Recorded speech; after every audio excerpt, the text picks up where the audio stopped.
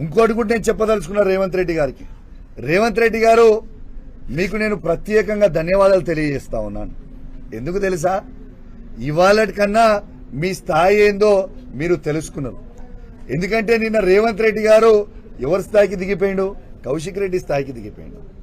ఇలా కాంగ్రెస్ ప్రభుత్వం ఉన్న మంత్రులందరూ, ఎమ్మెల్యేలందరూ ఎవరి స్థాయికి దిగిపోయారు? కౌశిక్ రెడ్డి స్థాయికి దిగిపోయారు. ఇలా ప్రభుత్వం మొత్తము ఒక కౌశిక్ రెడ్డి గారికి, కేసీఆర్ గారి శిష్యుడైన కౌశిక్ రెడ్డి గారి స్థాయికి దిగిపోయింది. రేవంత్ రెడ్డి గారు, మీ స్థాయి ఏందో ఇవాళటి నుంచి మీకు కేసీఆర్ గారు, కేటీఆర్ గారు, హరీష్ రావు గారు అవసరం లేదు. ఇక కౌశిక్ రెడ్డి వాజెస్ రేవంత్ రెడ్డి చూసుకున్నావు కదా, రెస్పాండ్ అయినావు కదా, నా సంగతి ఏందో చూస్తా అన్నావు కదా, నా సంగతి ఏందో చూస్తా అన్నావు కదా. చూడు ఏం చేస్తావు నా సంగతి. నేను ఆల్రెడీ హత్య చేయించే ప్రయత్నం చేసినావు, మళ్ళా రేపు నన్ను హత్య చేయిస్తావు కావచ్చు, నీ దగ్గర అధికారం ఉంది కాబట్టి. I'm ready to die for Telangana. Kaushik Reddy చావడానికైనా సిద్ధంగా ఉన్నాడు, కానీ నీతోని కాంప్రమైజ్ కావడానికి సిద్ధంగా లేడు బాబు రేవంత్ రెడ్డి గారు. తెలంగాణ ప్రజల కోసం, తెలంగాణ కోసం మళ్ళా బీఆర్ఎస్ పార్టీ జెండా ఈ తెలంగాణ గడ్డ మీద ఎగిరేయడానికి కోసం మళ్ళా కేసీఆర్ గారిని మళ్ళా ముఖ్యమంత్రి పీఠం మీద కూర్చోబెట్టి తెలంగాణని అద్భుతంగా మళ్ళా అభివృద్ధి చేయడానికి కోసం కేసీఆర్ గారు ఉండాలి అనడానికి కోసం నిత్యం కొట్లాడుతూనే ఉంటా, నా గొంతు విప్పుతూనే ఉంటా, మీరు చెప్పిన అబద్దాల ప్రామిస్లని ఎండగడుతూనే ఉంటా. మిస్టర్ రేవంత్ రెడ్డి గారు గుర్తు పెట్టుకోండి. నీ అవాకులకి, చవాకులకి, ఈ బెదిరింపులకి కౌశిక్ రెడ్డి ఎట్టు పరిస్థితుల భయపడడు అని చెప్పి కూడా ఈ సందర్భంగా తెలియజేస్తా ఉన్నాను. ఇలా దయచేసి నేను ఒక్కటే చెప్తున్నా, సమాజం మొత్తం కూడా గమనించిర్రు. ఇలా హైదరాబాద్ లో ఇలా ఏ ఒక్క నాడన్న 10 సంవత్సరాలలో కేసీఆర్ గారు ప్రభుత్వం ఉన్నప్పుడు ఈ సిచ్యువేషన్ తీసుకోవచ్చిండా? ఒక్కసారి ఆలోచన చేయండి. దయచేసి నేను రిక్వెస్ట్ చేస్తున్నా, తెలంగాణ ప్రజల్లారా, కేసీఆర్ అంటేనే మనము, మనం అంటేనే కేసీఆర్. ఇలా వాస్తవంగా రేవంత్ రెడ్డి గారు మీరు ఇన్ని ఘనం తిడుతున్నారు కేసీఆర్ గారిని, కేటీఆర్ గారిని, హరీష్ రావు గారిని. వాస్తవంగా ఇలా కేసీఆర్ గారు లేకపోతే, ఈ తెలంగాణనే లేకపోతే అసలు నీవు ఆ ముఖ్యమంత్రి కుర్చీ మీద కూర్చునేటోనువా? అసలు ఆ కుర్చీ అనేది క్రియేట్ అయ్యేదా? అది కూడా కేసీఆర్ గారి భిక్షనే కదా నీకు పెట్టింది. ఇలా ఏంటిదో ఎగిరెగిరి పడతా ఉంటారు. కాబట్టి ఇగనన్నా మీ చేసే అవాకులు చెవాకులు బంజేరి మొత్తం తెలంగాణ ప్రజలకి అర్థమైపోయింది. ఇలా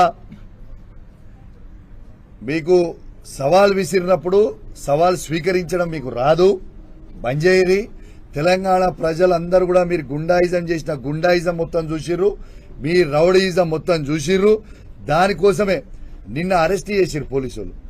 ఏంటిది? నిన్న హరీష్ రావు గారిని, మా ఎమ్మెల్యేలందరినీ ఇక్కడి నుంచి తీసుకొని పోయి ఆ కల్వకుర్తి కాన్స్టిట్యున్సీ, షాద్నగర్ కాన్స్టిట్యున్సీకి తీసుకొని పోయింది. ఎందుకు తీసుకుపోయారు పైకి అంత దూరం? హరీష్ రావు గారు ఏం చేసిర్రు? హరీష్ రావు గారు అన్నదేంటిది? మీరు ఇలా గమనించాలి. తెలంగాణ ప్రజలు ఎట్లా తిరగబడుతురో మీ మీద గమనించాలి. ఇలా హరీష్ రావు గారిని మీరు ఆడికి తీసుకుపోతున్నది మాకైతే తెలియదు. అంటే మీరు చేసే చెత్త శాస్త్రాలు, మీరు చేసే వెకిలి శాస్త్రాలు ప్రజలు టీవీలలో చూసి ఎంత గమనిస్తున్నారు అనేది మీరు అర్థం చేసుకోవాలి. ఇలా ప్రజలు ఏ తిరిగి రివర్స్ అయ్యారు అక్కడ. మీరు హరీష్ రావు గారిని తీసుకోబోతుంటే ప్రజలు తీసుకొచ్చి మీరు చేసే దౌర్జన్యంని తట్టుకోలేక ఇలా జేసీబీలు అడ్డం పెట్టిర్రు, పోలీసు వ్యాన్లకు అడ్డం తిరిగిర్రు, ఇలా గుండురాయిలు తెచ్చి అడ్డం తిరిగిర్రు. ఇలా మా హరీష్ రావు గారిని ఎట్లా మీరు అరెస్ట్ చేస్తారు? కేసీఆర్ గారు చేసిన అన్యాయం ఏంది? ఎందుకు కేసీఆర్ గారి మీద, కేసీఆర్ గారి మీద ఉన్న శిష్యుల మీద, ఇలా కేటీఆర్ గారి మీద, హరీష్ రావు గారి మీద, మా శాసనసభ్యుల మీద, శాసన మండల సభ్యుల మీద, మా బీఆర్ఎస్ పార్టీ కార్యకర్తల మీద మీరు ఇంత దౌర్జన్యం ఎందుకు చేస్తుర్రు అని ప్రజలే తిరగబడతా ఉన్నారు. మీరు ఇదే వెక్కిలి శాస్త్రాలు చేస్తూ ఉంటే మీరు ఈ తెలంగాణ రాష్ట్రంలో ఎన్ని రోజులు తిరుగుతారు? ఈ పోలీసులను అడ్డం పెట్టుకొని ప్రజల్లోకి ఏదో ఒక రోజు పోవాల్సిందే కదా. ఏ దగ్గర కూడా ఈ పోలీసు రాజ్యం నడవదు, గుర్తుపెట్టుకోండి. తెలంగాణ గడ్డనే పోరాటాల అడ్డా గుర్తు పెట్టుకోండి అని చెప్పి సందర్భంగా తెలియజేస్తా ఉన్నాను. తిరగబడే రోజులు దగ్గర ఉన్నాయి, ఆల్రెడీ తిరగబడతా ఉన్నారు. రేపు రాబోయే రోజులలో ఇంకో మీ 6 గ్యారెంటీలు మీరు ప్రామిస్ చేసిన అన్ని ఫుల్ఫిల్ చేయకపోతే ఏ ఒక్క కాంగ్రెస్ పార్టీ నాయకుడు కూడా తిరిగే పరిస్థితి ఉండదు అని చెప్పి సందర్భంగా తెలియజేస్తా ఉన్నాను. ఇక చివరిగా తెలంగాణ రాష్ట్రంలో ఉన్న ప్రతి బీఆర్ఎస్ పార్టీ కార్యకర్తకి, బీఆర్ఎస్ పార్టీ సైనికునికి, కేసీఆర్ గారికి, కేటీఆర్ గారికి, హరీష్ రావు గారికి, మొత్తము శాసనసభ్యులకి, శాసన మండలి సభ్యులకి, మా పార్లమెంట్ సభ్యులకి, మా మాజీ పార్లమెంట్ సభ్యులకి, మా చైర్మన్లకి, మా కౌన్సిలర్లకి, మా సర్పంచ్లకి, మా ఎంపీటీసీలకి, మా ఉప సర్పంచ్లకి, మా వార్డు మెంబర్లకు అందరికీ కూడా ఇంత పెద్ద ఎత్తున నాకు సపోర్ట్ చేసి నాకు అండగా నిలబడి అన్నా మేమున్నాము, నువ్వు గట్టిగా పోరాడుతున్నావు, అదే విధంగా పోరాడన్నా అని ధైర్యం ఇచ్చిన ప్రతి ఒక్కరికి కూడా, నాకు అండగా నిలిచిన ప్రతి ఒక్కరికి కూడా నా చేతులు జోడించి శిరస్సు వంచి మీ అందరికీ కూడా నేను పేరు పేరున ధన్యవాదాలు తెలియజేస్తూ సెలవు తీసుకుంటా ఉన్నాను. జై తెలంగాణ, జై కేసీఆర్. దీంతో పాటు ఫైనల్ గా ఇలా యావత్ తెలంగాణ ప్రజలకి గాంధీ గారి మాటలు, ఈ ఫైనల్ గా ఈ లొల్లి అంతా ఏంటంటే హైకోర్టు ఆర్డర్ ఖచ్చితంగా ఈ ముగ్గురిని మీరు 4 వారాలల్లా డిస్క్వాలిఫై చేయాలన్న తర్వాత ఒక్కొక్కడు గజ గజ గజ గజ గజ వణికే పరిస్థితికి వచ్చింది. మీరు ఎంత గజ గజ వణికినా ఈ 10 నియోజకవర్గాలలో బై ఎలక్షన్కు రాక తప్పదు, మీరు అందరూ మాజీలు కాక తప్పదు. ఖచ్చితంగా మళ్ళా ఈ 10 నియోజకవర్గాలలో మా ప్రతి బీఆర్ఎస్ పార్టీ కార్యకర్త కష్టపడి మళ్ళా కేసీఆర్ గారి నాయకత్వంలో బీఆర్ఎస్ పార్టీ జెండాలు ఈ 10 నియోజకవర్గాలలో ఎగిరేయక తప్పదు. ఖచ్చితంగా ఎగిరేస్తామని చెప్పి సందర్భంగా తెలియజేస్తా ఉన్నాను. మళ్ళా కూడా చెప్తా ఉన్నాను, ఈ 10 మంది ఎమ్మెల్యేలకు కూడా చెప్తా ఉన్నాను, మారిన ఎమ్మెల్యేలకి, మా బీఆర్ఎస్ పార్టీ కార్యకర్తలు కేసీఆర్ గారి నాయకత్వంలో పెట్టిన భిక్ష మీకు మళ్ళా చెప్తా ఉన్నా, మీకు సిగ్గుంటే, శరం ఉంటే స్పీకర్ గారు మిమ్మల్ని డిస్క్వాలిఫై చేసే ముందే మీరు రాజీనామా చేసి ఎలక్షన్లకి రాండి. ఇక మీరేంది మేమేంది అనేది ప్రజాక్షేత్రంలో చూసుకుందామని చెప్పి ఈ సందర్భంగా తెలియజేస్తూ సెలవు తీసుకుంటా ఉన్నాం. జై తెలంగాణ, జై కేసీఆర్.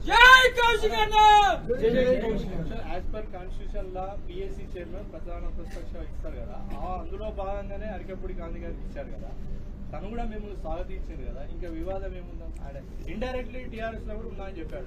ఇండైరెక్ట్ గా ఏంది, ఆయన గెలిచింది బీఆర్ఎస్ బీఫామ్ మీద, ఏంటిది ఇండైరెక్ట్ గా? రెండోది, ఇవాళ మీకు ఒక్కటే చెప్తున్న ప్రజలందరూ కూడా గమనించాలి, నేను కూడా అడిగేది అదే.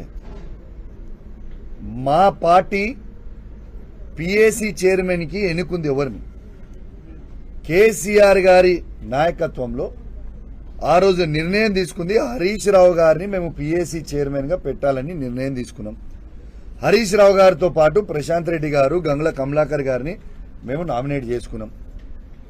మరి మేము నామినేట్ చేసుకున్న తర్వాత మీరు గాంధీ గారికి ఎట్లా ఇస్తారు పిఏసి చైర్మన్ అని నేను అడుగుతా ఉన్నాను. ఇది యావత్ తెలంగాణ సమాజానికి జవాబు చెప్పాల్సిన అవసరం ఉన్నది. ఇలా ఏ ఒక్క నామినేషన్ కూడా ఎక్కువ పడితే 13 కంటే 14 నామినేషన్ పడితే ఎలక్షన్లు కావాలి. స్పీకర్ గారికి కూడా పవర్స్ లేవు. మీరు రూల్ నంబర్ 250 మీరు చదువుకోవచ్చు. ఎక్కడ కూడా ఉంటే ఎలక్షన్ పెట్టాలి కానీ తీయడానికి లేదు. తప్పకుండా రేపు మేము కోర్టుకు పోతాం, దాని రూల్ బుక్ ప్రకారం పోతాం, చెక్ చేస్తాం. మరి గాంధీ గారికి ఎందుకంత భయం అవుతుందో నాకు ఇప్పటికి కూడా అర్థమవుతలేదు. నేను అడిగిన ప్రశ్నలకి జవాబు చెప్పాలంటే నువ్వు ఒక్కటే గుర్తుపెట్టుకోండి, దాడిలు చేయడం పెద్ద విషయం కాదు, నాకు పెద్ద ఇష్యూే కాదు అసలు. నిజంగా మేము దాడి చేయాలదలుచుకుంటే ఇవాళ మీరు చూసిర్రు నిన్న ఏ విధంగా లేనో. కానీ ఇవాళ మేము దాడిని ఎందుకు చేస్తలేమంటే మా హైదరాబాద్ బ్రాండ్ ఇమేజ్ ని మేము ఖరాబ్ చెయ్యొద్దు. మా కేసీఆర్ గారు వద్దు, వాళ్ళు చేసిన పనులు తప్పులు మనం చెయ్యొద్దు, మీరు సమన్వయం పాటించండి అంటేనే మేము ఆగినాం తప్పితే, లేకుంటే దాని ఈక్వేషన్ వేరే ఉంటుండే. కానీ మేము దాడులకి రెడీ లేం. దాడులతోని కాదు కదా, ప్రజాస్వామ్యంలో దాడులు చేసుకోవడం అనేది కాదు కదా. ప్రజాస్వామ్యంలో ఖచ్చితంగా మీకు దమ్ముంటే ధైర్యం ఉంటే రాజీనామా చేసి మళ్ళా రా మాట్లాడు. నువ్వు మా పిఎస్సీ చైర్మన్ అని చెప్పుకోవడానికన్నా కూడా నీకైనా సిగ్గుండాలి కదా. ప్రజలందరూ చూసుకుంటా నవ్వుకుంటా ఉన్నారు. కౌశిక్ రెడ్డికి దూకుడు ఎక్కువ ఉంది, దూకుడు తగ్గించుకోమని చెప్పి హరీష్ రావుకు ఆయన సలహా ఇచ్చింది. దానం నాగేందర్ మీరు మహేష్ బాబు సినిమాలో దూకుడులాగా పోతున్నారు. సరే, నాకు దూకుడు ఎక్కువ ఉంటే దానం నాగేందర్ గారి గోకుడు ఎక్కువ ఉన్నది. సో ఈ గోకుడు బంద్ చేసి నువ్వు సిగ్గు శరము లజ్జ మానం ఉంటే నువ్వు ఫస్ట్ ఎమ్మెల్యే పదవికి రిజైన్ చేసి ఖైరతాబాద్ ఎలక్షన్లకి రా. మా ప్రజలు నీకే బుద్ధి చెప్తారు.